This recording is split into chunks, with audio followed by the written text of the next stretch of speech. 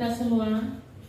Yang terhormat Bapak Ibu Guru SDN 3 Singkawang, pertama-tama marilah kita panjatkan puji dan syukur atas kehadirat Allah Subhanahu wa Ta'ala yang selalu senantiasa melimpahkan rahmat, taufik dan hidayahnya sehingga kita masih diberi kesehatan, nikmat rezeki, dan dapat dipertemukan di dalam ruangan ini dalam rangka diseminasi budaya positif. Untuk mempersingkat waktu, maka perkenankan saya sebagai pembawa acara untuk membacakan susunan acara kita pada hari ini. Yang pertama pembukaan, kedua doa, ketiga pemaparan diseminasi oleh Ibu Wiwi, yang terakhir dan yang keempat tanya jawab, serta yang terakhir yaitu penutup. Untuk memulai acara kita pada hari ini, mari kita sama-sama mengucap basmalah yaitu Bismillahirrahmanirrahim. Dan untuk yang kedua, kita lanjut dengan pembacaan doa yang akan dipimpin oleh Bapak Nurul Mabrani, SPD. Saya persilakan.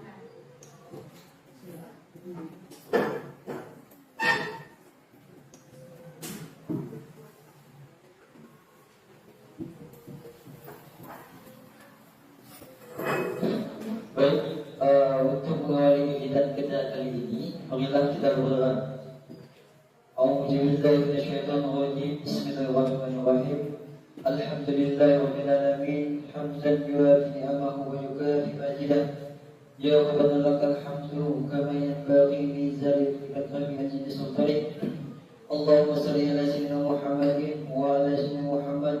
Allahumma inna nas'aluka salamatan fid dunya wal akhirah, وعافية في الجسد وجدا في العلم وبركة في الرزق وتوبة قبل الموت ورحمة إلى الموت ومغفرة بعد الموت.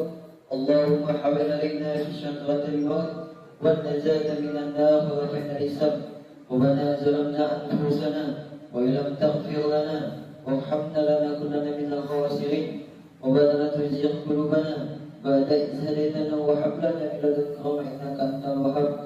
Subhana rabbikal izzati amma yasifun wa salamun alal mursalin walhamdulillahi rabbil alamin. Baik, kita masuk ke acara inti yaitu yang ketiga, yaitu pemaparan diseminasi oleh Ibu Wiwi Aprianti SPD. Saya persilakan.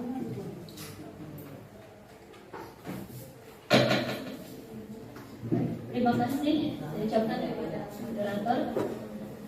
Assalamualaikum warahmatullahi wabarakatuh. Selamat siang semuanya, salam sejahtera bagi kita semua.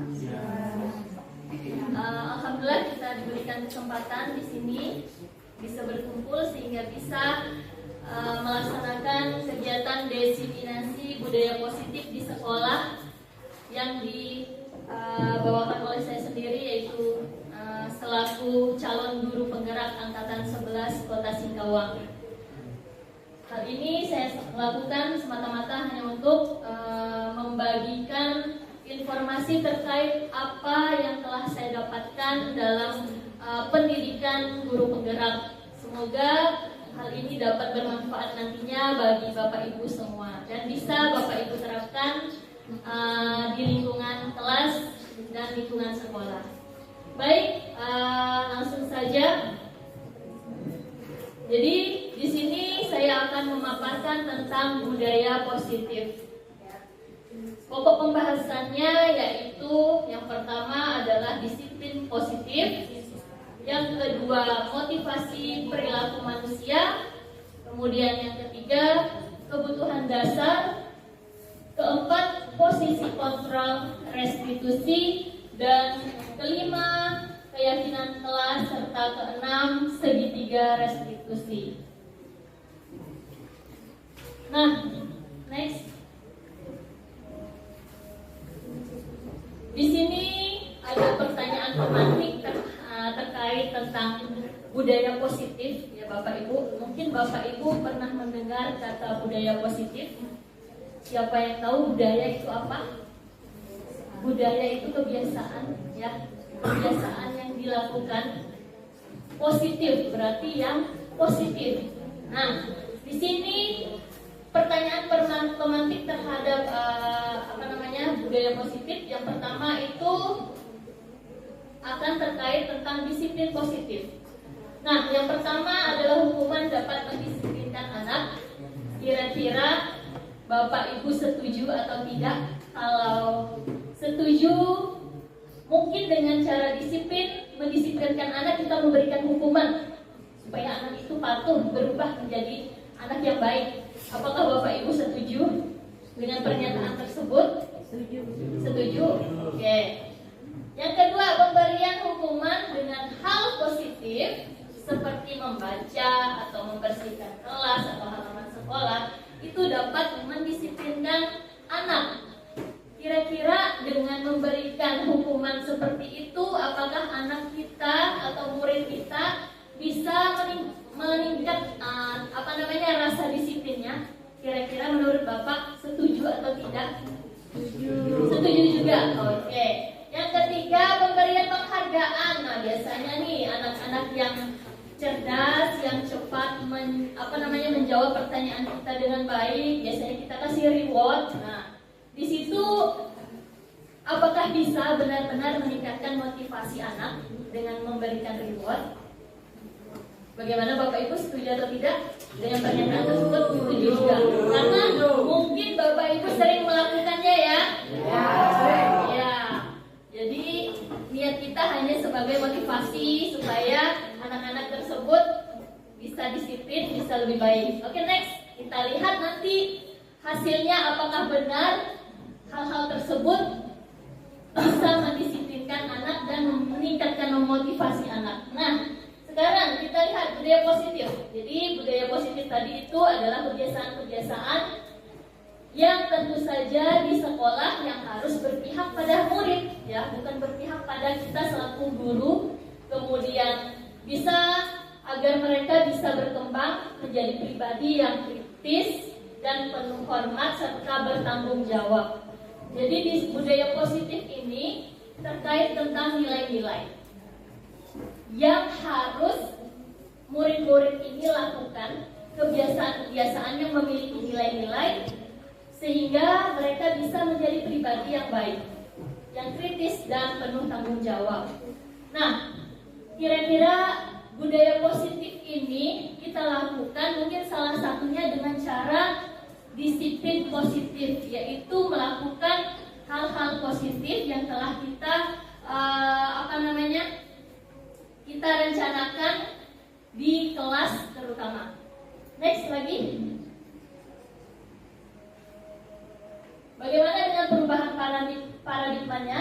Nah, di sini dalam membangun budaya positif itu kita di sekolah tidak hanya perlu sendirian, tidak hanya guru yang harus bertindak membangun budaya positif, tetapi seluruh warga yang ada di lingkungan sekolah itu harus ikut andil. Jadi kalau hanya guru saja yang membangun budaya positif itu tidak bisa, tapi kita harus saling bekerja sama, menyediakan lingkungan positif.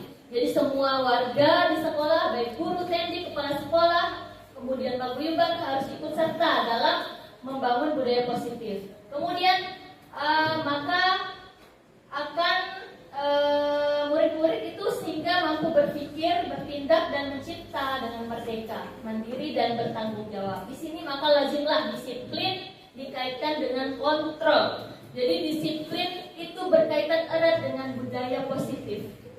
Untuk membangun budaya positif, maka haruslah ditegakkan disiplin itu, ya. Kemudian dalam menegakkan disiplin, kita juga harus ada kontrolnya. Nah, kemudian lanjut. Ini kemungkinan bisa Bapak Ibu coba. Siapa yang mengontrol? Apakah guru di sekolah? Kalau kita selaku murid, guru mengajar murid, apakah guru yang selaku menjadi kontrol atau memang murid sendiri yang jadi kontrol? Kita lihat kita coba dengan melakukan ilustrasi ini. Masing-masing teman sebangkunya bisa melakukan hal yang sama. Salah satunya misalnya Bu Andena memiliki benda yang sangat berharga di tangannya, di genggamannya, mungkin itu cincin tunangan. Iya. Cincin tunangannya itu mau dilihat sama Andriani. Nah, kira-kira mau dilihatkan atau tidak? Silakan coba dipraktekkan. Digenggam itu cincin tunangannya. Jadi ada cincin, anggap aja cincin tunangan itu sangat berharga ya menurut Bu Andena ya. Kemudian Bu Andriani nih mau mencoba untuk melihat dengan cara membuka kepala tangannya si Ibu Andena. Dengan cara dibujuk lah, kemudian dengan cara udah kecapean membujuk, ujung-ujungnya menghardik dan memaksa, bahkan mengintimidasi serta memarahi. Coba Ibu Andriani peragakan. Bu Andena, Ya, mau ke depan atau di depan? Ke depan, ya coba. Coba. Anggap dia ada cincin tuh. Oh iya cincinnya, boleh dipinjamin. Bisa di lantai. Bisa lantai.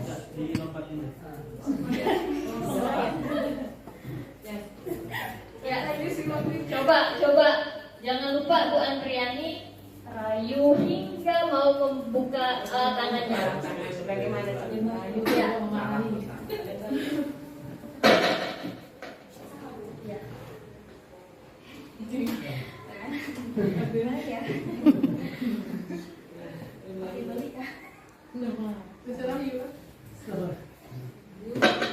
Bu Andena, apakah saya boleh pinjam cincin yang ada di jari manis itu? Maaf ya Bu Indriani, tidak boleh. Ini kan udah milik saya. Kalau saya beli dengan harga 50 triliun, apakah boleh? Tidak boleh. Ini sangat berharga bagi saya. Saya tambah lagi dong. Apakah boleh saya belinya harga 100 triliun? Pasti bisa. Tidak bisa. Ini sangat berharga. Karena itu uang pemberian bagus, nasional. Oh iya. Kira-kira. Oke, terima kasih Ibu. Jadi kurang etika. Ya. Berarti di sini apakah Bu Andena tadi mau membuka kepalanya, mau memberikan cincin tunangannya? Enggak mau. Berharga. Iya. Karena berharga. Kemudian apakah mau dia membuka cincinnya itu, membuka kepala tangannya itu? Enggak. Terus siapa yang jadi pengontrol di sini? Siapa? Diri Bu Andena sendiri. Biar dibujuk seperti apapun, dirayu seperti apapun, tidak mau memberikan, karena yang mengontrol adalah diri Bu Andena sendiri. Jadi itu. Nah, apa kaitannya dengan disiplin positif tadi? Jadi disiplin positif itu yang menjadi pengontrol kita untuk melakukan hal-hal positif itu adalah diri kita sendiri, bukan orang lain. Jadi seperti itu. Oke, next. Nah, ini dia jawabannya. Jadi tadi yang sudah saya jelaskan, yang memegang kontrol itu adalah kita sendiri, tidak ada paksaan, tidak ada intimidasi dari orang lain. Karena apa? Karena sesuatu hal itu memang bergantung pada diri kita masing-masing, ya. Kemudian sesuai dengan kebutuhan kita juga masing-masing. Jadi tidak ada intimidasi dari luar. Nah, lanjut.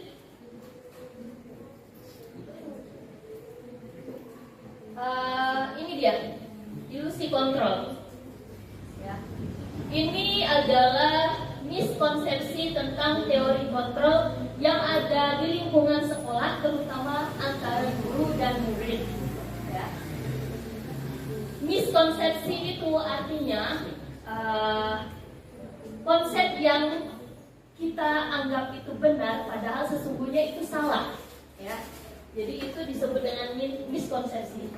Nah, di sini di lingkungan sekolah, miskonsepsi yang paling sering terjadi itu ada 4. Yang pertama itu ilusi bahwa guru itu mengontrol murid. Memang mungkin selama ini kita selalu melakukan hal tersebut, kita menjadi pengontrol murid, ya. Padahal sebenarnya apa yang kita lakukan itu adalah salah. Murid itu nggak bisa dikontrol oleh kita, tapi yang bisa mengontrol dia adalah dirinya sendiri. Kemudian yang kedua, ilusi bahwa semua penguatan positif itu efektif dan bermanfaat. Mungkin salah satunya kita ngasih motivasi kepada murid kita ngasih penguatan terhadap murid-murid kita yang telah melakukan hal-hal positif. Maksud kita itu supaya apa? Supaya dia melakukan hal yang lebih baik lagi, meningkatkan atau mempertahankan. Nah, di situ ternyata salah. Itu hanya miskonsepsi. Semua penguatan positif yang kita lakukan itu belum tentu efektif dan bermanfaat bagi murid kita. Kemudian yang ketiga adalah ilusi bahwa kritik dan membuat rasa bersalah itu mampu menguatkan karakter. Mungkin di lingkungan sekolah kita itu kita sering menemukan murid kita yang melakukan kesalahan, kemudian kita kritik, kemudian kita membuat dia merasa bersalah. Niat kita supaya apa? Supaya dia sadar, supaya dia tahu bahwa dia melakukan kesalahan, ya. Tapi ternyata supaya supaya karakternya semakin kuat untuk yang hal-hal positif. Nah, ternyata itu juga merupakan miskonsepsi. Kenapa? Karena kritik dan membuat rasa bersalah itu bukan malah mampu menguatkan karakter, malah sebaliknya.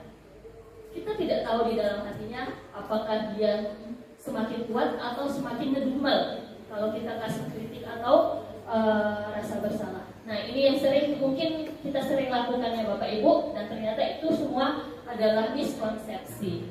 Kemudian yang terakhir, satu lagi masih Bu. Yang terakhir itu adalah ilusi bahwa orang dewasa berhak memaksa. Nah, di lingkungan sekolah, terutama di sekolah dasar, anak-anak itu kan termasuk anak kecil, ya. Dan kita selaku guru, kepala sekolah, teknik itu adalah sebagai orang dewasa. Nah, orang dewasa ini, kita berpikir kita selaku orang dewasa berhak memaksa apa yang kita inginkan, apa yang harus mereka lakukan. Ternyata itu salah juga, Bapak Ibu.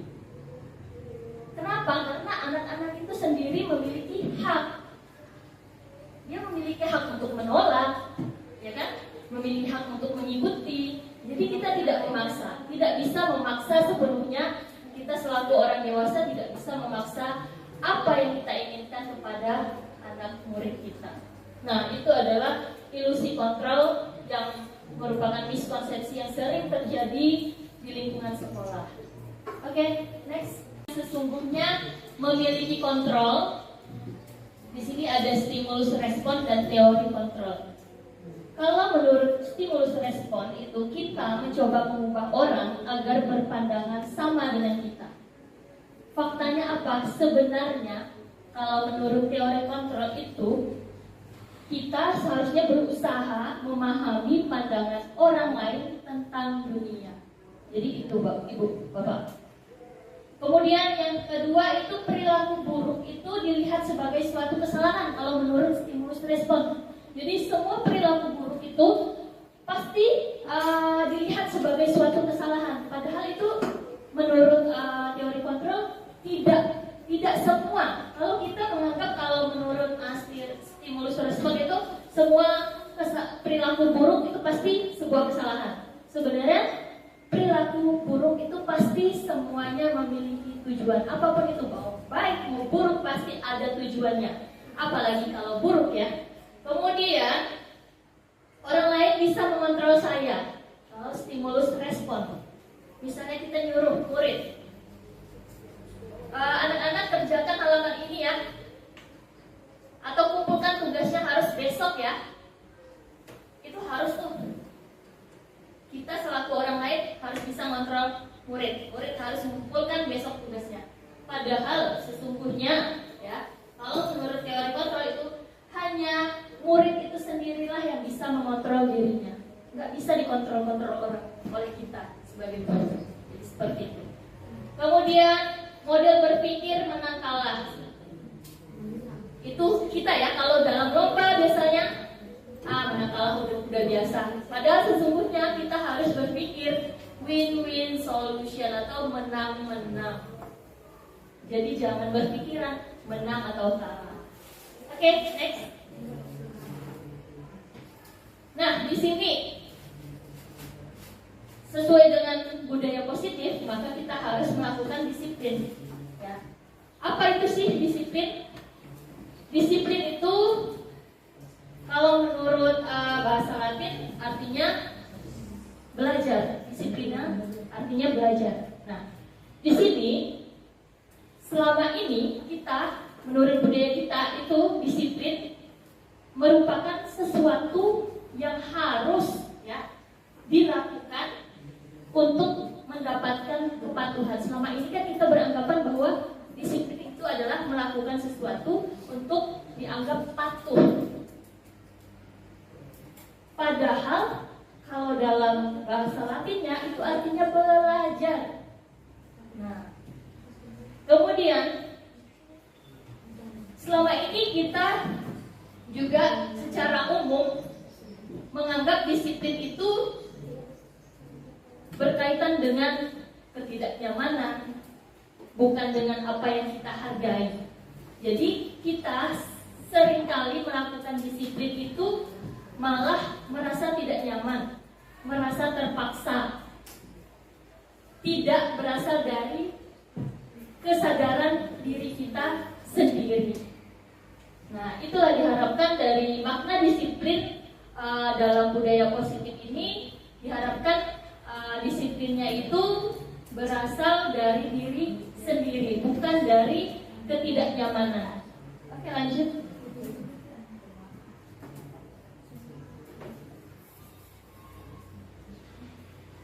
Kemudian di sini makna disiplin secara umumnya yaitu kemampuan memerintah diri sendiri dalam mengontrol dan menguasai diri untuk memilih tindakan yang mengacu pada nilai-nilai yang kita hargai dengan penuh tanggung jawab tanpa terperintah orang lain. Nah, di sini maksudnya Bapak Ibu, kita itu melakukan disiplin bukan karena kontrol orang lain, melainkan dari diri kita sendiri. Diharapkan disiplin di sini, disiplin positif terutama itu kita lakukan hal-hal positif itu berdasarkan kesadaran diri kita sendiri, bukan karena dorongan atau paksaan oleh orang lain ya, atau diperintah oleh orang lain, makanya kita mau melaksanakannya. Oke, lanjut dengan disiplin tadi. Jadi disiplin yang harus kita lakukan adalah yang berkaitan dengan nilai-nilai. Apa yang dimaksud dengan nilai-nilai? Jadi nilai-nilai yang dimaksud dalam disiplin positif ini adalah nilai-nilai kebajikan atau sifat-sifat positif manusia yang merupakan tujuan mulia yang ingin dicapai oleh setiap individu. Jadi disiplin positif itu maksudnya adalah melaksanakan nilai-nilai kebajikan yang nantinya mencapai tujuan yang mulia dan diraih oleh seluruh individu. Apa saja sih nilai-nilai itu? Coba kita lihat. Nah, jadi nilai-nilai kebajikan itu banyak Bapak Ibu. Tidak hanya satu, tapi banyak. Kalau ini adalah nilai-nilai kebajikan yang berasal dari IGO Primary Years. Contoh dari nilai-nilai kebajikan menurut IGO Primary Years Program atau atau PYP. Jadi sikap murid itu ada toleransi, rasa hormat, integritas, mandiri, menghargai, antusias, empati, dan lain-lain. Jadi itu salah satu dari nilai-nilai kebajikan yang ada secara universal. Oke, lanjut lagi. Dan ini yang kedua, nilai-nilai kebajikan menurut 9 pilar karakter atau Indonesian Heritage Foundation atau IHF. Jadi ada cinta Tuhan dan segenap ciptaannya, kemandirian dan tanggung jawab, kejujuran, diplomatis, hormat dan santun, dermawan, suka menolong dan gotong royong, kemudian kepemimpinan dan keadilan, percaya diri, kreatif dan pekerja keras, baik dan rendah hati, toleransi, kedamaian dan kesatuan. Ini menurut 9 pilar karakter. Sedangkan yang ini next, nilai-nilai kebajikan menurut petunjuk seumur hidup dan keterampilan hidup. Kalau keterampilan hidup dapat dipercaya, lurus hati, pendengar yang aktif, tidak merendahkan orang lain, dan memberikan yang terbaik dari diri. Sedangkan yang petunjuk hidup, peduli, penalaran, bekerja sama, kemudian keberanian, keingintahuan, usaha, dan integritas, tanggung jawab, persahabatan, dan lain-lain. Jadi itu nilai-nilai kebajikan universal, Bapak Ibu. Lanjut. Masih ada lagi, yaitu menurut The Seven Essential Virtues. Ada nilai-nilai kebajikannya berupa empati, kontrol diri, suara hati, rasa hormat, kebaikan, toleransi, dan keadilan. Ini lagi proyek-proyek nilai-nilai kebajikan atau The Virtues Project. Lebih banyak lagi ini Bapak Ibu, ada peduli, rajin, integritas, rasa hormat. Jadi ini nilai kebajikan ini yang akan tertuang dalam disiplin positif. Dalam membangun disiplin positif itu kita harus menerapkan nilai-nilai kebajikan ini. Baik, nilai-nilai kebajikan yang diharapkan di lingkungan sekolah yang dicapai oleh murid-murid kita, yaitu nilai-nilai kebajikan yang tertuang dalam profil pelajar Pancasila. Itu 6 dimensinya. Yang pertama yaitu beriman dan bertakwa kepada Tuhan Yang Maha Esa dan berakhlak mulia. Yang kedua adalah mandiri, ketiga bernalar kritis, keempat berkebinekaan global, kelima gotong royong dan kreatif. Jadi khusus untuk di sekolah kita harapkan nilai-nilai kebajikan yang wajib murid kita laksanakan atau capai adalah nilai-nilai kebajikan yang terdapat dalam profil pelajar Pancasila. Terkait dengan disiplin positif, jadi di sini terdapat teori motivasi yang mengacu pada tindakan disiplin positif terhadap murid-murid kita, terdiri dari 2 motivasi. Di sini motivasi jika murid-murid kita melakukan disiplin positif didorong oleh dua motivasi. Yang pertama motivasi eksternal, yaitu motivasi dari luar diri mereka. Kemudian yang kedua adalah motivasi internal yang berasal dari dalam diri mereka. Kalau motivasi eksternal itu kemungkinan yang dilakukan oleh murid kita karena salah satunya adalah menghindari ketidaknyamanan atau menghindari hukuman. Makanya anak-anak kita atau murid-murid kita itu melakukan hal-hal yang positif. Salah satunya adalah untuk menghindari hukuman. Yang kedua, mungkin juga kebanyakan murid kita melakukan disiplin positif itu karena adanya penghargaan atau reward. Jadi penghargaan atau reward atau hukuman dan rasa ketidaknyamanan itu adalah berasal dari motivasi dari luar diri mereka sendiri. Nah, yang di sini kalau motivasi internal itulah yang diharapkan dalam tujuan disiplin positif, Bapak Ibu.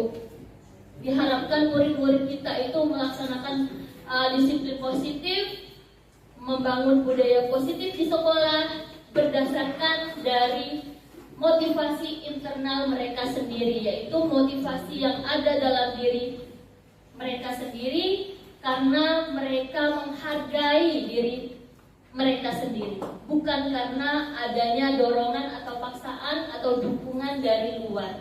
Jadi seperti itu. Oke, next. Nah, di sini teori motivasi perilaku manusia dalam menjalankan peraturan atau keyakinan kelas, ya, di mana jika ada pelanggaran yang harus terjadi, maka kita harus meninjau ulang tindakan atau penegakan peraturan keyakinan kelas kita selama ini atau tindakan terhadap suatu pelanggaran pada umumnya yang berbentuk hukuman atau konsekuensi. Jadi dalam mendisiplinkan anak atau mendisiplinkan murid itu, kita harus membuat keyakinan atau kesepakatan kelas, Bapak Ibu. Kenapa? Karena hal itu bisa menumbuhkan motivasi internal mereka, bukan malah menumbuhkan motivasi dari luar. Jadi mereka melakukan hal-hal positif itu berdasarkan kesadaran mereka sendiri. Itu yang diharapkan. Kemudian dengan cara restitusi juga merupakan proses kolaboratif yang mengajarkan murid kita untuk bisa mencari solusi atas permasalahan mereka hadapi dan bisa berpikir tentang orang seperti apa yang mereka inginkan serta bagaimana mereka harus memperlakukan orang lain. Jadi dalam menjalankan disiplin positif, selain kita harus membuat kesepakatan atau keyakinan kelas, kita juga harus melaksanakan restitusi, Bapak Ibu. Jadi untuk melaksanakan restitusi itu, apa sih tujuan restitusi itu? Tujuannya adalah untuk mengajarkan murid kita untuk mencari solusi yang masalah mereka timbulkan sendiri. Jadi masalah mereka buat, mereka sendiri juga yang harus mencari solusi. Bukan kita selaku guru yang mencarikan solusi. Itu restitusi maksudnya. Ya. Kemudian di sini disiplin yang sudah bermakna positif itu terbagi menjadi dua bagian, yaitu disiplin dalam bentuk konsekuensi, ada juga disiplin dalam bentuk restitusi. Nah, maksudnya di sini kita lihat dalam teori motivasi atau perilaku manusia itu ada hubungannya dengan hukuman, konsekuensi, dan restitusi. Jadi itu tidak bisa terpisahkan ya Bapak Ibu. Nah, kita lihat di sini hukuman. Kemudian di sini ada di tengah-tengah ada konsekuensi, yang di sini adalah restitusi. Kalau anak murid kita melakukan kesalahan, kemudian kita kasih hukuman, berarti kita melakukan identitas gagal, Bapak Ibu. Jadi selama ini mungkin kita salah ya Bapak Ibu. Kalau anak murid kita salah sedikit atau tidak melaksanakan tanggung jawabnya dengan baik, kita langsung menghukum dia. Misalnya salah satu contohnya mungkin dengan anak murid kita tidak mengerjakan tugasnya dengan penuh tanggung jawab, tidak mengerjakan PR atau apa, akhirnya kita kasih hukuman, berdiri di depan kelas. Nah, itu merupakan hukuman Bapak Ibu, dan itu menggambarkan bahwa identitas yang kita berikan kepada murid kita itu adalah gagal. Kenapa? Karena itu bukan hal yang malah menimbulkan atau menumbuhkan motivasi dalam diri mereka sendiri. Malah sebaliknya, bisa jadi dia ngedumel, bisa jadi dia makin malas atau makin menjadi. Kalau konsekuensi itu maksudnya adalah anak melakukan kesalahan, itu memang kesalahan yang bisa benar-benar memang kemungkinan terjadi. Contohnya, ini ada air minum, nggak sengaja kesenggol sama anak, jatuh air minumnya. Jadi konsekuensi yang harus dia lakukan apa? Membersihkan lantai, ya kan, yang basah tadi karena tumpah oleh minuman. Jadi seperti itu adalah konsekuensi. Tapi kalau hukuman tadi, contohnya murid tidak mengerjakan tugas, disuruh berdiri di depan kelas, dihukum di depan kelas, nggak ada kaitannya sama sekali dengan pelajaran. Kalau yang tadi konsekuensi masih berhubungan, berkaitan. Anak numpahkan air, maka konsekuensinya dia harus membersihkan. Jadi seperti itu. Nah, berbeda lagi dengan restitusi. Kalau restitusi itu berupa anak punya masalah, kita tanya, kita cari, kita tanya mereka, kemudian kita minta mereka sendiri yang mencari solusinya. Misalnya anak tadi murid kita tidak melaksanakan mengerjakan PR. Kita tanya alasannya kenapa, kemudian kita stabilkan lagi emosinya, terus kita tanya kembali, kira-kira ada yang salah tidak dengan kamu? Apakah itu benar? Apakah itu termasuk keyakinan kelas yang telah kita bangun? Nah, baru kita minta. Jadi seharusnya kamu melakukan apa? Jadi kita hanya memberikan pertanyaan yang memicu, yang membangun mereka mencari solusi sendiri atas permasalahan yang mereka hadapi. Jadi seperti itu. Jadi itu lebih, restitusi itu lebih bisa bermakna sukses. Nah, jadi ingat Bapak Ibu, kalau hukuman itu identitas gagal, yang merupakan identitas sukses adalah konsekuensi dan restitusi. Namun yang paling terbaik adalah dengan cara restitusi kalau bisa. Bagaimanapun itu kita gunakan dengan cara restitusi. Nah, contohnya ini, salah satu saja saya sebutkan di sini. Misalnya kita kasih ada peraturan. Peraturannya kamu harus melaksanakan piket, bagaimanapun caranya harus kamu laksanakan piket ya, gitu. Kalau itu menurut hukuman, harus, kalau enggak nanti ibu kasih apa hukumannya gitu. Kalau konsekuensi, kita tanya dulu, kira-kira apa peraturannya ya? Kemudian mampukah kamu melaksanakan piketnya? Kita tanya seperti itu. Nah, kalau restitusi itu apa yang kamu yakini? Berarti murid misalnya menjawab, saya meyakini bahwa saya harus melaksanakan piket kelas bagaimanapun caranya. Jadi mereka menjawab sendiri, ya, Bapak Ibu. Kemudian kalau hukuman itu pasti ada kata-kata awas ya kalau dilakukan lagi. Jadi itu bentuk hukuman. Jadi mungkin selama ini kita sering ya Bapak Ibu melakukan hal itu kepada murid kita. Tanpa kita sadari ternyata apa yang kita lakukan itu ternyata adalah bentuk hukuman. Kemudian modenya pasti mode paksaan. Kita maksa murid kita. Padahal murid itu tidak bisa dipaksa. Kemudian kalau konsekuensi masih bahasanya lebih lembut, lebih netral. Lakukan apa yang saya katakan ya. Jadi seperti itu. Beda tadi dengan hukuman, Bapak Ibu. Awas ya kalau nggak melakukan. Nah, itu beda. Itu hukuman, bentuk hukuman. Kalau bentuk konsekuensi, lakukan ya apa yang ibu katakan atau apa yang saya katakan yang sesuai dengan peraturan kita. Itu konsekuensi. Nah, kalau restitusi itu lebih positif bahasanya. Kita tanya, kita ungkapkan seperti ini, apakah hal ini yang sesungguhnya ingin kamu lakukan? Misalnya dia nggak melaksanakan piket, kita tanya, apakah memang kamu memang tidak mau melaksanakan piket? Jadi seperti itu Bapak Ibu. Kita tanya kepada anak sehingga anak memberikan alasannya, kebutuhan apa yang ia penuhi di situ, makanya dia tidak melaksanakan piket.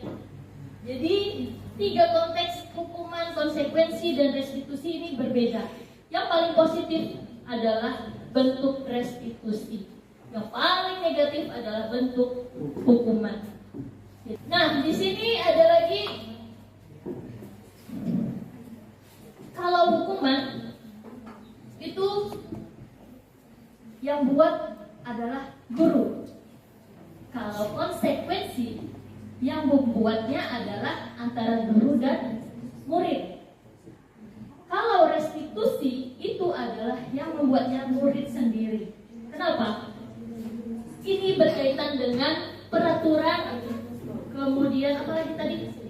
Peraturan, kesepakatan, dan keyakinan. Nah, itulah kaitan antara hukuman, konsekuensi, dan restitusi. Hukuman itu kaitannya dengan peraturan. Kenapa? Peraturan itu kan dibuat oleh satu pihak. Kalau konsekuensi itu dibuat oleh 2 pihak. Sedangkan restitusi itu adalah yang membuat sendiri. Masalah dia buat sendiri, solusinya dia harus cari sendiri. Jadi seperti itu. Makanya dari itu dalam membangun budaya positif, salah satu hal yang harus kita lakukan di dalam kelas adalah membuat kesepakatan kelas dan keyakinan kelas, Bapak Ibu. Di awal tahun pembelajaran. Kenapa? Kesepakatan kelas itu berkaitan dengan konsekuensi. Keyakinan kelas itu berkaitan dengan restitusi. Hukuman itu kita hindari. Jadi seperti itu. Ini, coba Bapak Ibu perhatikan. Apakah ini termasuk hukuman atau konsekuensi? Mencatat 100 kali di dalam buku kalimat "Saya tidak akan terlambat lagi karena terlambat ke sekolah". Hukuman atau konsekuensi? Oke, coba cek. Salah. Ternyata itu konsekuensi, Bapak Ibu. Oke, next, lari mengelilingi lapangan basket 2 kali karena terlambat hadir di hukuman. Oke, cek. Oke, next. Membersihkan coretan yang dibuatnya di meja tulis. Ya, betul. Next, murid diminta untuk push up 15 kali karena betul atau salah? Betul. Oke. Next, menggantikan kertas tugas teman yang telah dicoret. Ya.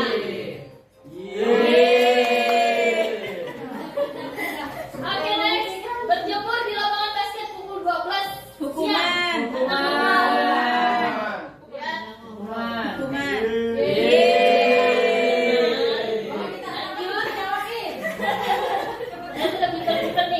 Murid diminta bertelanjang kaki sepanjang hari karena tidak menggunakan sepatu warna hitam.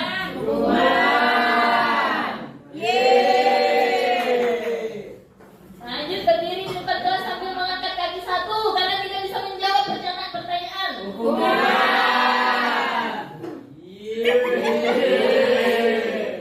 Ya. Oke, next. Membersihkan tumpahan air di meja tulis karena tersenggol pada saat belajar.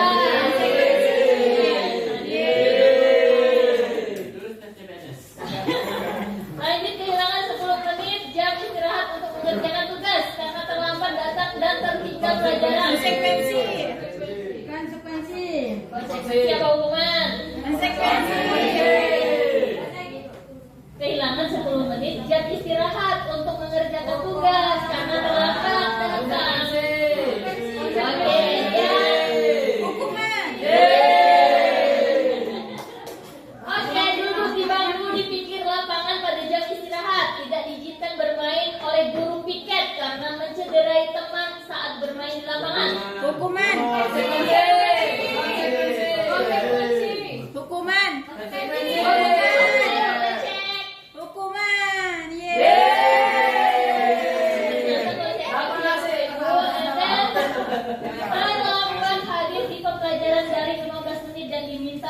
hingga 15 menit setelah selesai untuk membahas. Oke,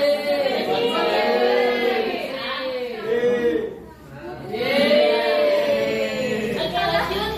Kali memiliki lapangan basket 2 kali karena terlambat 10 menit untuk pelajaran PJOK. Lari. Hukuman. Lari memiliki lapangan basket 2 kali karena terlambat 10 menit untuk pelajaran PJOK. Mana nih? Pasti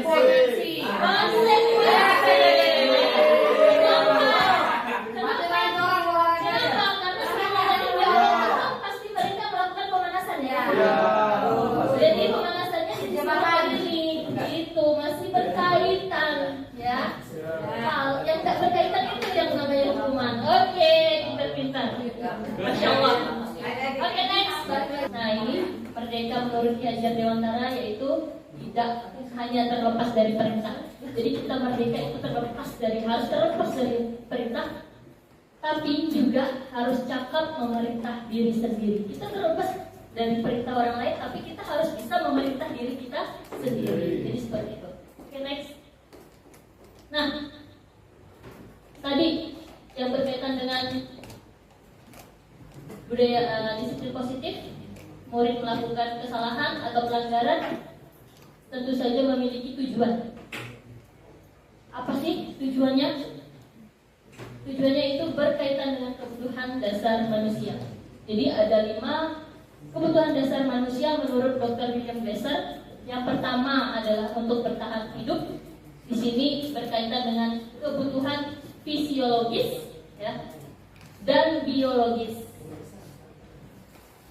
Kemudian kebutuhan yang kedua adalah penguasaan atau pengakuan atas kemampuan yang dimiliki ya, Bapak Ibu. Jadi misalnya anak itu pintar, dia memerlukan pengakuan dari orang lain bahwa dia itu pintar. Itu penguasaan. Kemudian yang ketiga adalah kesenangan. Di sini pasti kita semua membutuhkan kebutuhan kesenangan, ya, yaitu kebutuhan untuk mencari kesenangan. Udah suntuk, kita cari yang happy. Jadi seperti itu kesenangan. Kemudian yang keempat adalah kebutuhan kasih sayang dan rasa diterima.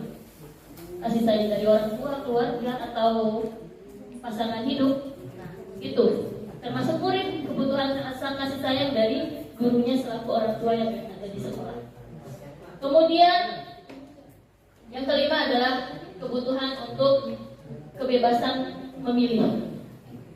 Kebebasan. Ya.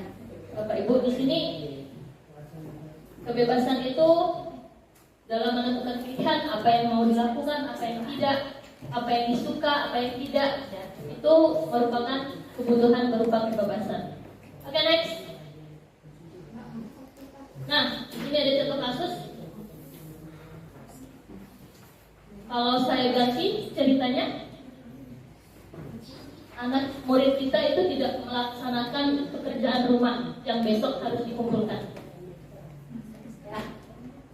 Nah, jika Bapak Ibu jadi gurunya dan bertanya kenapa tidak mengerjakan PR tersebut, salah satu jawaban dari murid tersebut adalah karena saya kekepaan semalam bantu mama jualan. Kira-kira itu alasannya termasuk dalam kebutuhan apa Bapak Ibu? Kebutuhan apa? Coba dibalikan lagi tadi Ibu Linda. Kebutuhan apa? Kebutuhan bertahan hidup. Ya, Bapak Ibu. Kemudian kalau dia jawabnya seperti ini, bosan Bu, masa PR terus. Jawabannya, kira-kira apa sih kebutuhan apa yang ingin dia penuhi?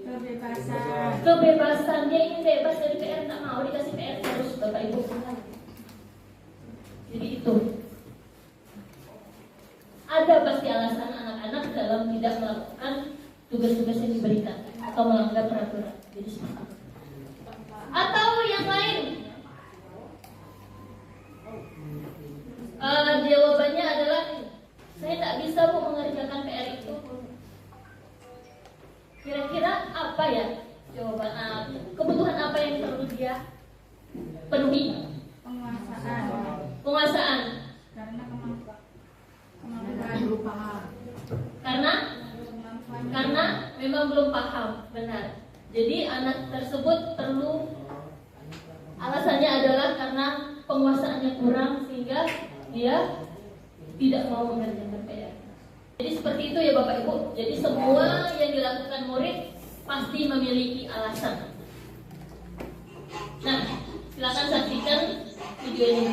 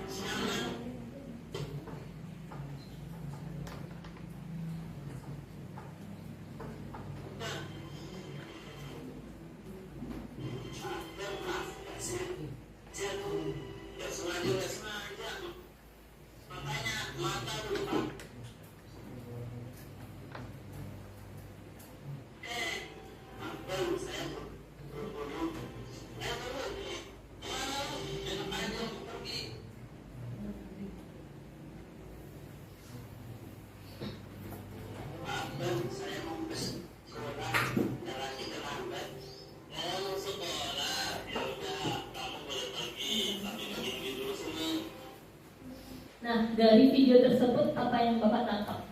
Bapak Ibu tangkap? Ya, silakan Bu Inta. Awalnya bapak gurunya itu menghukum karena belum tahu sebabnya kenapa dia terlambat, dan mungkin karena sudah beberapa kali anak itu terlambat, bapak guru itu mencari alasan, mungkin diselidiki, datang ke rumah, alasan mengapa anak itu terlambat, dan akhirnya merasa iba atau bersalah terhadap anak itu karena sudah menjadi menghukum tanpa alasan. Iya, benar sekali Bu Tita. Terima kasih. Jadi tanggapan yang pertama adalah yang saya tangkap, guru tersebut menjadi penghukum, Bapak Ibu. Penghukum tanpa harus tahu dulu alasan anak tersebut melakukan kesalahan atau tidak, atau apa alasannya, kebutuhan apa yang harus dia penuhi terlebih dahulu. Jadi dia tidak mencari tahu, dia langsung menghukum saja. Yang kedua, setelah dia tahu ternyata dia salah dan digantinya dia sadar sendiri, ya Bapak Ibu. Jadi itu adalah pembelajaran buat kita selaku guru. Jika ada anak murid kita yang melakukan kesalahan, jangan kita langsung menjadi penghukum, namun kita harus mencari tahu dulu apa alasan mereka melakukan hal tersebut. Oke, posisi kontrol kita selaku guru, yang pertama adalah penghukum, yang kedua pembuat merasa bersalah, yang ketiga teman, keempat pemantau, dan kelima adalah manajer. Jadi posisi yang paling terburuk atau yang paling harus kita hindari adalah posisi penghukum, Bapak Ibu. Ya. Kemudian, namun di sini dari 5 posisi ini kita harus berupaya untuk menjadi manajer dalam menghadapi kasus-kasus atau permasalahan yang dihadapi oleh murid kita. Saya kecewa sekali dengan kamu, itu pernyataan untuk orang membuat salah. Kamu tidak pernah benar melakukannya, itu penghukum. Sama seperti tadi, tanpa menanyakan langsung dikasih hukuman, ya. Kemudian kalau ayolah lakukan demi Bapak Ibu, itu kita selaku teman. Kemudian apakah kamu mau mendapatkan stiker bintang, itu selaku pemantau. Kemudian bagaimana kamu bisa menyelesaikan masalah ini, itu selaku manajer. Jadi kita tanya kepada anak untuk mencari solusinya sendiri atas atas kesalahan yang dia perbuat. Nah, kalau yang ini terakhir adalah penghukum juga. Kamu selalu yang paling terakhir, kamu selalu yang paling jelek, kamu selalu yang berbuat kesalahan. Itu adalah tipe guru penghukum atau posisi kontrol penghukum. Oke, penghukum suaranya tinggi, manajer itu suaranya sangat rendah dan sangat halus, ya Bapak Ibu. Oke, lanjut next. Kemudian kalau kita melakukan penghukum, pasti murid kita memberontak atau mengulangi kesalahan lagi. Tapi kalau kita sebagai manajer, maka karakter mereka semakin kuat karena mereka menyadari sendiri kesalahan yang mereka perbuat. Kemudian mereka juga akan mengevaluasi diri dan menjadi yang lebih baik. Nah, di sini keyakinan kelas. Dalam menjalankan disiplin positif, kita harus menjalankan keyakinan kelas, membuat keyakinan kelas. Apa itu keyakinan kelas? Adalah nilai-nilai kebajikan atau prinsip-prinsip universal yang disepakati bersama. Jadi tak hanya guru saja yang membuat kesepakatan tersebut dan membuat aturan tersebut, tetapi guru juga, murid juga maksud saya. Peraturan dan keyakinan kelas. Jadi peraturan tadi sudah saya jelaskan bahwa peraturan dibuat oleh satu orang pihak. Keyakinan kelas itu dibuat oleh murid sendiri dan mereka yang menentukan sendiri. Oke, next. Nah, di sini ada prosedur membuat keyakinan kelas. Kita lakukan dengan bercurah pendapat, kemudian mencatat semua masukan murid, kemudian baru kita susun dengan kalimat yang positif. Ini kemarin saya lakukan membuat kelas bersama murid-murid saya. Namun sebelum membuat keyakinan kelas, Bapak Ibu, kita harus membuat kesepakatan kelas dulu. Kenapa? Kesepakatan kelas itu sebagai acuan peraturan yang harus dilakukan dan memiliki konsekuensi. Barulah kita bentuk keyakinan kelas dari kesepakatan kelas tersebut. Oke, next. Nanti saja kita share. Nah, inilah dia hasil dari apa yang telah saya lakukan. Kesepakatan kelas 6 di kelas saya ada 14 Bapak Ibu. Yang pertama datang tepat waktu, yang kedua membuang sampah pada tempatnya, sampai berpakaian bersih dan rapi.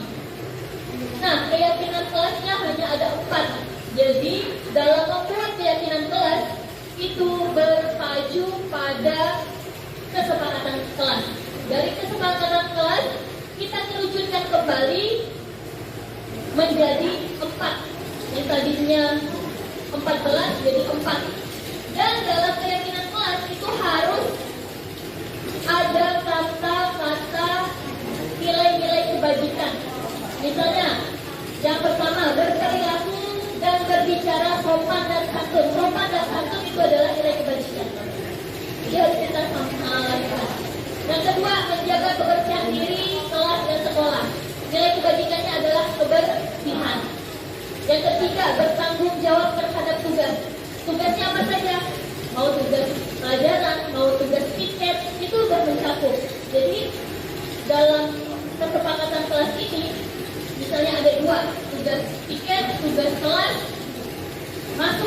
dalam tanggung jawab terhadap tugas. Kemudian yang terakhir, saling menghargai, peduli, dan tolong menolong satu sama lain. Nah, itu adalah keyakinan kelas 6 dan kesepakatan kelas 6. Segitiga restitusi. Nah, dalam menyelesaikan masalah yang dihadapi murid, kita harus melakukannya dengan cara restitusi atau segitiga restitusi. Kenapa? Karena ini lebih membantu guru untuk mendisiplinkan murid. Di sini ada 3 tahapannya, dan tahapan ini tidak bisa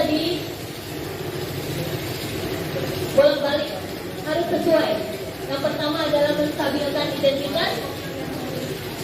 Di sini tahap pertama, tahap kedua validasi tindakan yang salah, dan yang ketiga adalah menanyakan keyakinan. Kata-kata yang bisa kita ungkapkan pada saat kita melakukan menstabilkan identitas.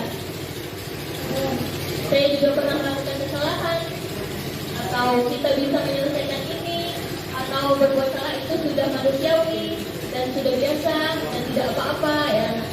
Kemudian next, dan yang ini adalah validasi tindakan yang salah, yaitu kamu pasti punya alasan. Nah, alasannya tadi termasuk dari 5 kebutuhan dasar manusia ya.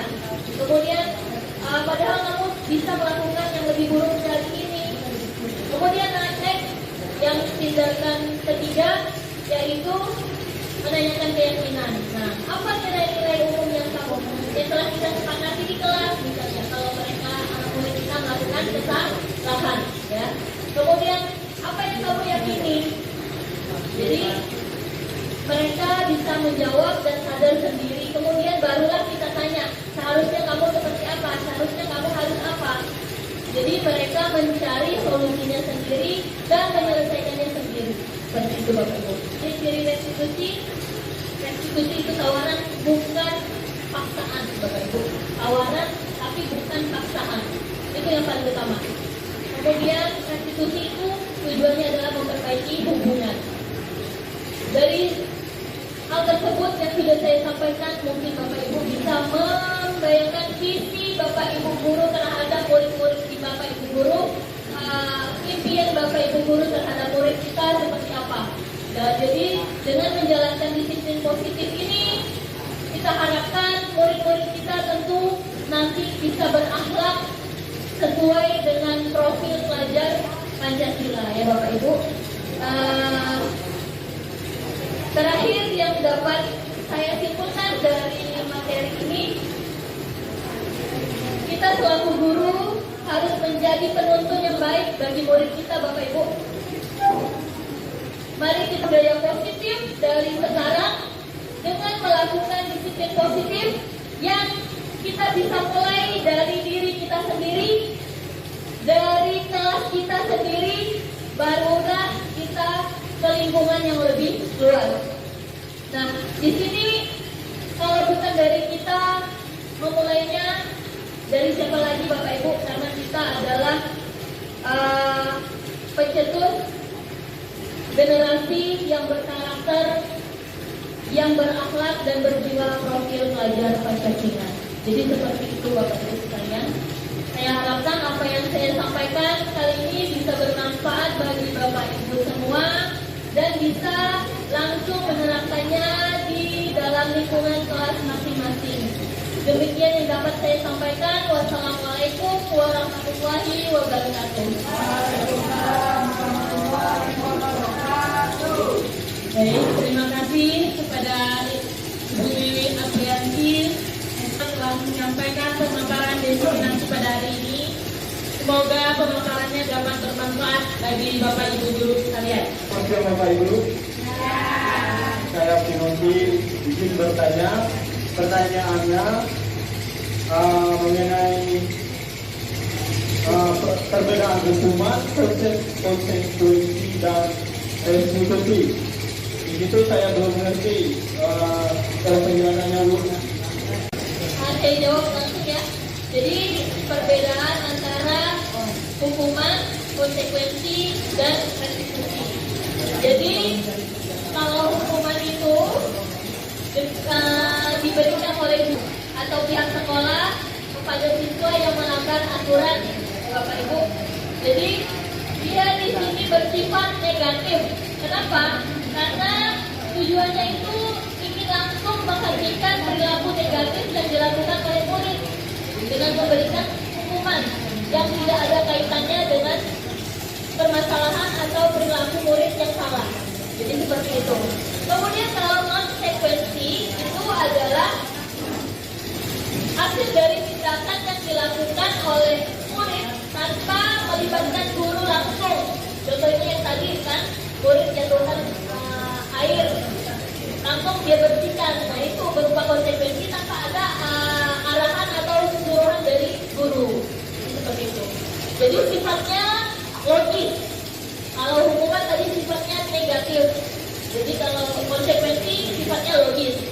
Kemudian restitusi, yaitu upaya untuk memperbaiki kerugian atau kesalahan yang dilakukan oleh murid dalam rangka untuk mencari pemulihan serta mencari tanggung jawab terhadap apa yang dia lakukan dengan cara mendorong murid untuk memperbaiki situasi yang mereka ciptakan sendiri.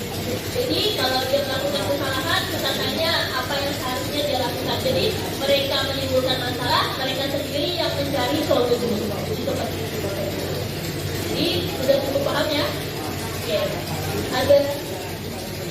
Oke. Sudah jelas ya Bapak Ibu ya? Oke. Masih ada yang ingin bertanya? Oke, Pak Akbar. Boleh maju ke depan Pak Akbar.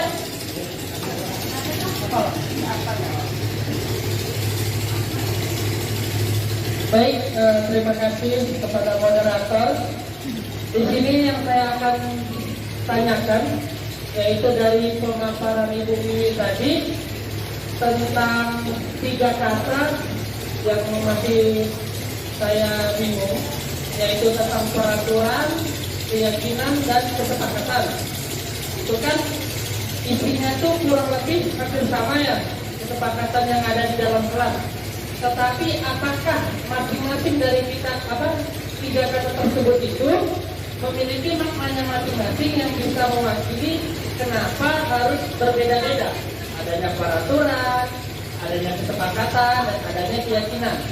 Mungkin nanti bisa dijelaskan sama Ibu Wiwi supaya bisa lebih paham lagi. Terima kasih. Baik, terima kasih Pak Akbar. Jadi peraturan, kesepakatan, dan keyakinan. Mungkin tadi sudah juga saya sampaikan bahwa peraturan itu yang membuat adalah satu pihak saja, ya, bisa dari pihak guru saja. Kemudian kalau kesepakatan tentu saja dari dua belah pihak, yaitu antara guru dan murid kalau di lingkungan sekolah. Kemudian yang ketiga, keyakinan, yaitu murid sendiri yang menentukan keyakinan apa yang harus dia perbuat. Jadi seperti itu. Kemudian peraturan itu lebih anak murid kita melakukan peraturan itu lebih ke adanya motivasi eksternal.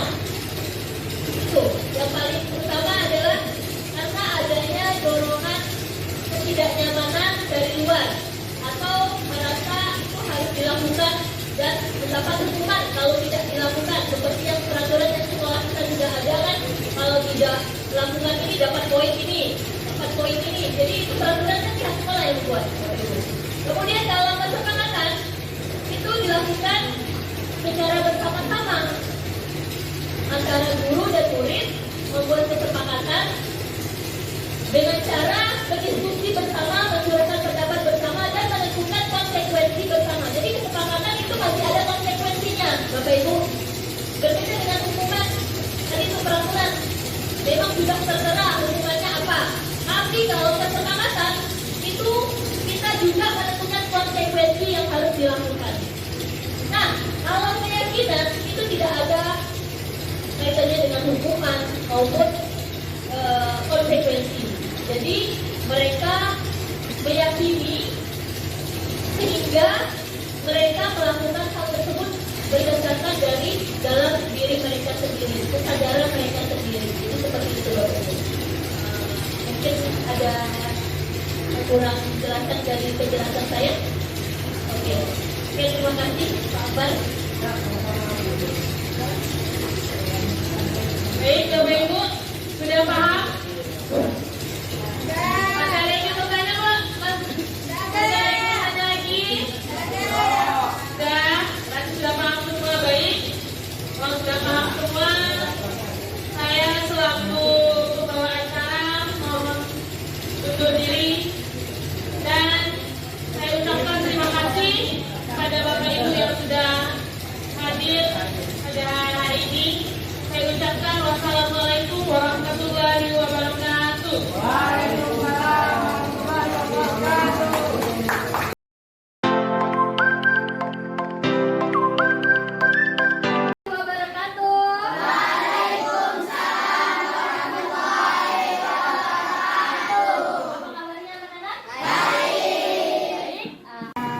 Kali ini kita akan membuat kesepakatan kelas dan keyakinan kelas.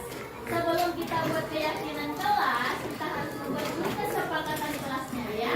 Kemudian nanti baru kita pilih dan selanjutnya kita tentukan keyakinan kelas itu kita paling hanya ada 5 saja.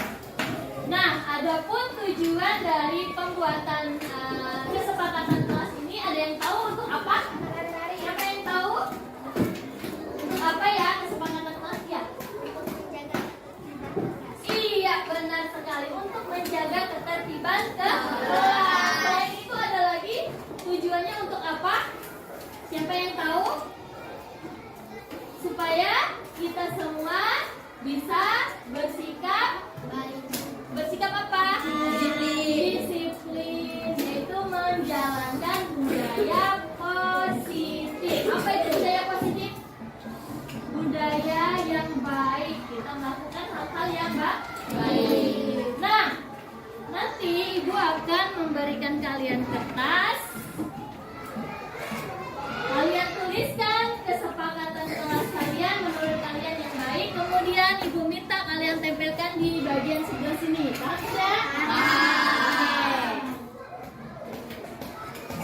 Berikan sama-sama satu. Silakan kalian tulis ya. Menurut kalian apa kesepakatan kalian? Orang menuliskan satu saja. Paham ya? Kalau sudah ditulis, silakan tempel di sebelah sana.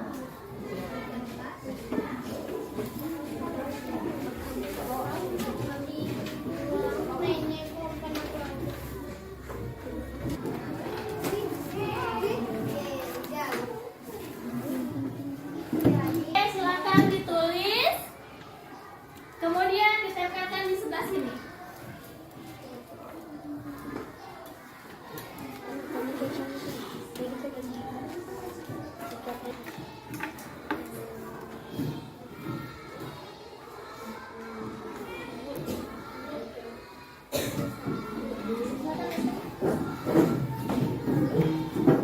Silakan tempel lagi. Ya, tempel ya di situ. Susun ya.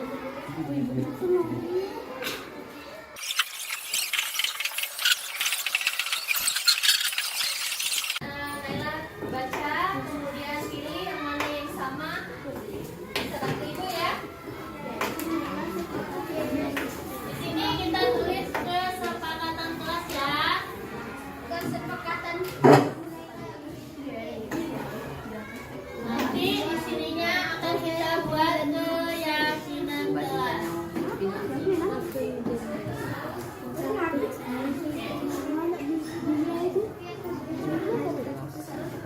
Iya, yang sama.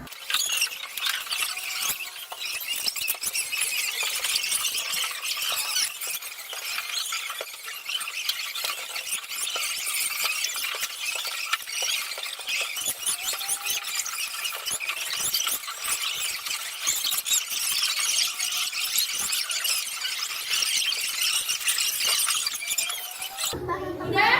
Berarti yang pertama ini udah Ibu kumpulkan jadi satu, ada yang sama ya. Yang pertama mengumpulkan tugas tepat waktu, yang kedua menjaga kebersihan kelas, yang ketiga melaksanakan piket kelas, keempat berbicara dengan sopan dan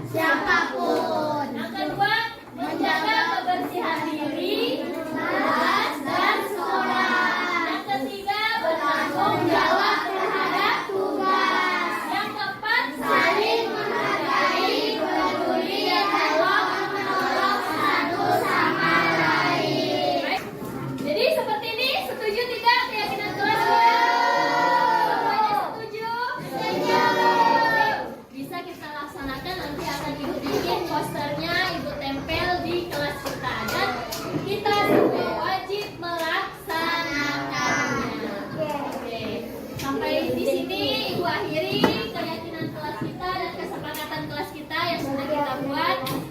Semoga nanti kita bisa melaksanakannya dengan baik ya anak-anak. Wassalamualaikum warahmatullahi wabarakatuh.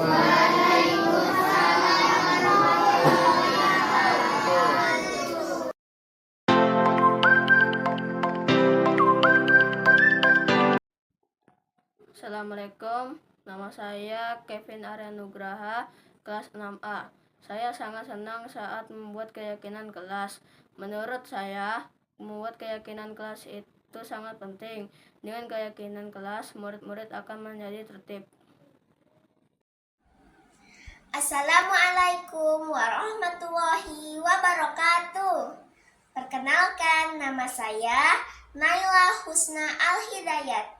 Saya siswi kelas 6 SDN 3 Singkawang Tengah, Kalimantan Barat. Perasaan saya saat membuat keyakinan kelas adalah saya merasa senang. Menurut saya, pembuatan keyakinan kelas penting untuk dilakukan karena untuk menjaga ketertiban kelas dan membuat murid menjadi lebih disiplin. Sekian dan terima kasih. Assalamualaikum warahmatullahi wabarakatuh. Assalamualaikum warahmatullahi wabarakatuh. Nama saya Bim Ramadan Saputra. Saya dari kelas 6. Perasaan saya sangat senang ketika membuat keyakinan kelas. Menurut saya, membuat keyakinan kelas itu sangat penting karena untuk membuat siswa lebih disiplin. Assalamualaikum warahmatullahi wabarakatuh. Perkenalkan, nama saya Fitri Barkia dari kelas 6A SDN 3 Singkawang. Menurut perasaan saya sangat senang ketika membuat keyakinan kelas. Menurut saya, membuat keyakinan kelas sangat penting karena membuat kita disiplin dan bertanggung jawab. Assalamualaikum warahmatullahi wabarakatuh. Assalamualaikum warahmatullahi wabarakatuh. Perkenalkan, nama saya Nazla Zafira. Saya dari kelas 6. Perasaan saya saat melakukan kegiatan keyakinan kelas sangat merasa bangga, seru, dan sangat senang. Menurut saya, membuat keyakinan kelas itu penting karena pembuatan keyakinan kelas dapat meningkatkan motivasi belajar murid. Menurut saya, pembuatan keyakinan kelas sangat penting dikarenakan murid akan merasa memiliki kelas tersebut dan bertanggung jawab untuk menjaga kelas agar nyaman dan kondusif saat belajar, dan berkembang menjadi individu yang disiplin, tanggung jawab, dan memiliki rasa hormat dengan sesama.